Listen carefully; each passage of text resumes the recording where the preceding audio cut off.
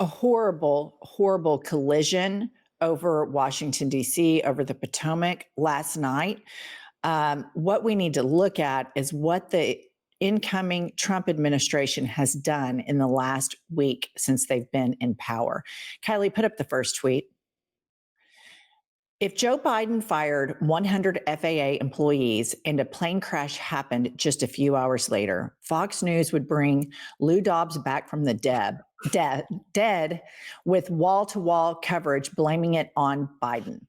And I think one thing that we're going to be observing over these next 4 years are these massive cuts and then death and suffering because of these cuts. And the Republicans for decades have campaigned and labeled regulations as something that are bad. And Democrats have an opportunity to rebrand this as consumer protections because there are over 60 people that are dead now because of the stripping of these oversights and consumer protections. The lack of a thought following through. I'm going to cut all of these people designed to protect the people that are flying, and then just the lack of accountability, the foresight. People will be in danger if I make these cuts. When reality is he doesn't care. He's not interested in that. He's interested in his petty grievances, and it is horrific, and it is sad, and it was avoidable. Above all else, it was avoidable. And when you are the president of the United States, the buck stops with you. For the last 4 years, the right wing media echo chamber and all of the crazy Trumpers, every single thing that happened, it landed squarely on Joe Biden's shoulders and his administration. And as such, the following needs to happen the next 4 years. Let's look at these two side by side headlines out this morning. The first one, Trump fires heads of TSA, Coast Guard, and GUTS, Key Aviation Safety Advisory Committee. And then this morning's headline, passenger jet with 64 aboard collides with Army helicopter while landing at Reagan Airport near DC. So, in my opinion, you have these cuts in a place where you cannot cut. We have to have aviation safety. That's a place where we need to have an increase, if anything, and not a decrease. And so the fact that he's come in and flexing with his wife, Elon Musk, about we're cutting this, we're cutting that, we're cutting this, the ramifications of all of these cuts, not all, but because there is some frivolous spending, obviously, within the federal government, but these big agencies that they want to kneecap is very, very dangerous for public safety. Well, and the fundamental problem with this is Trump knows nothing about managing a budget, aviation security. He just goes in with a pen and starts cutting jobs designed to protect consumers with zero care to how it will affect passengers and the public at large. And this is the most predictable outcome that could possibly happen based on the cuts that he has made to aviation in the last 7 days. It is predictable beyond all else. You know, Trump and everybody surrounding him, they lack empathy. And Right. for them, these are just numbers. And they are all about the optics of dressing up and the shock and awe and the smoke and mirrors administration. And where this is so dangerous is a lot of these agencies are so functioning and provide guardrails for the public because they're funded. They're not run by corporations that are trying to cut them for the shareholders to make bigger bonuses. And this is going to be the oligarchy versus the protections that government, especially the federal government, can provide. Here's a tweet that was posted yesterday morning, just 24 hours ago. An FAA employee I know confirms agency already lacks sufficient air traffic controllers. The so-called buyouts and other attacks on federal employees won't help. Remember that fact when the flight delays slash crashes commence and Trumpers start falsely blaming DEI or Biden. This was put out 24 hours ago. So people were already sounding the alarms about these buyouts. And I just want to point out that there is an exact copy of what the Trump administration is doing with these federal buyouts, with what Elon Musk did with the Twitter once he bought it and then changed the name to X. Twitter has lost 70% of its net worth under Musk. That is a failure. If you lose 70% of your company's value in less than 2 years, that is considered a failure. He's just so rich that it doesn't matter. But in any other terms, that's going to be bankrupt. That's going to take you under. They're taking this crazy ass plan and applying it to the federal government. And what's going to happen is people are going to die and people are going to suffer.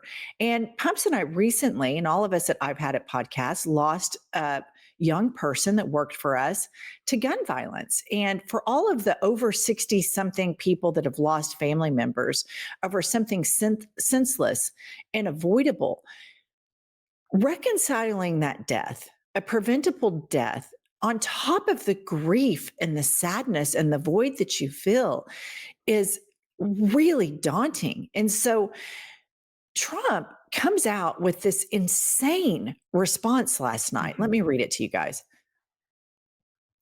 The airplane was on a perfect and routine line of approach to the airport. The helicopter was going straight at the airplane for an extended period of time. It is a clear night. The lights on the plane were blazing. Why didn't the helicopter go up or turn? Why didn't the control tower tell the helicopter what to do instead of asking if they saw the plane? This is a bad situation that looks like it should have been prevented. Not good. Not one mention of the lives lost. He's already like in conspiracy theories immediately, instead of saying, we are going to to have a robust investigation and spend whatever monies we have to in the future to prevent this from ever happening again. None of that from this guy, because he doesn't care. And they will all start trying to blame Biden for this. Right. He is the president of the United States right now. And it pains me to say that, but he is. And the buck stops with him. And his insane truth social conspiracy theory stuff, I just have to say, like, this is so shocking that as a country that we were born and raised in, that's our president. Oh, it is shocking because he is so ill-equipped and so clearly devoid of empathy. When I saw his response, you know, just taking out the fact that it's so undignified and unpresidential to put it on the bottom dollar truth social, but that's another story. But the lack of empathy for the people that lost family members, for the people that died, and the lack of accountability. He would rather go into conspiracy theories than take accountability and say, we have made cuts to this budget. We're going to take a look at that because our number one concern is to protect people that are flying, consumers of the aviation economy or whatever you want to call it. But he doesn't, because number one, he wants to say it's somebody else's fault, but it just the devoid of empathy. Not that I was surprised, but it's so blatant. Well, and something else that's going to be really problematic here is you have Pete Hegseth as Secretary of Defense, and their number one mission seems to be to make General Milley's life as miserable as possible. So while Trump and all of these insane appointees are taking power and dismantling the federal government at an alarming rate, their number one mission is to carry out revenge for this oversized toddler. And it's a mockery. And I guess what's going to happen, and this is horrific, but it's like we spoke yesterday, Mike Pence no longer supports Trump and seems to have some clarity on that. Karen Pence. And sadly, I guess to get people to see clearly how dangerous and maniacal this man is, people are going to have to suffer? Is that where we are? Like we've lost the ability to say, we can look at history, and when we don't fund these things, crashes can happen, and we have to have checks and balances and regulations and safety because that protects the general public. I guess that's not enough. And I think that when it comes to vaccines, when it comes to, the EPA, when it comes to the FAA, when it comes to the TSA, all of these things, history can no longer be the guide. It's going to be this knee-jerk, short-sighted impulse. We're going to cut it. We're going to dismantle it and take a victory lap. And then people are going to die and suffer. And then maybe the public will come around and saying, oh shit, this was a terrible idea. I tend to agree with you that it's going to take suffering on a mass level for these people to understand. Like, I have seen so much on social media regarding people that have, with the federal funding freeze, that benefits cut, and they're appealing to Trump's sense of sympathy and empathy. And I'm like, you're shit out of luck. He has none. And people are suffering because of his administration. We just saw in the crash, people are dying. And sadly, because of the disinformation that is put out there by propaganda news networks and podcasts that have ties to Russia and all of those things, the misinformation has convinced people all of these things that aren't true, a deep state, everything's Biden's fault.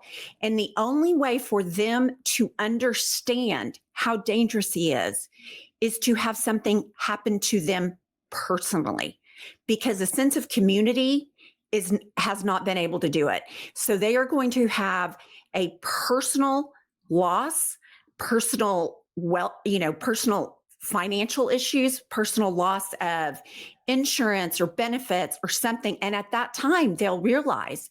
But like you said, sadly but true, it appears that we're in a situation where these people are only going to learn because of deep pain.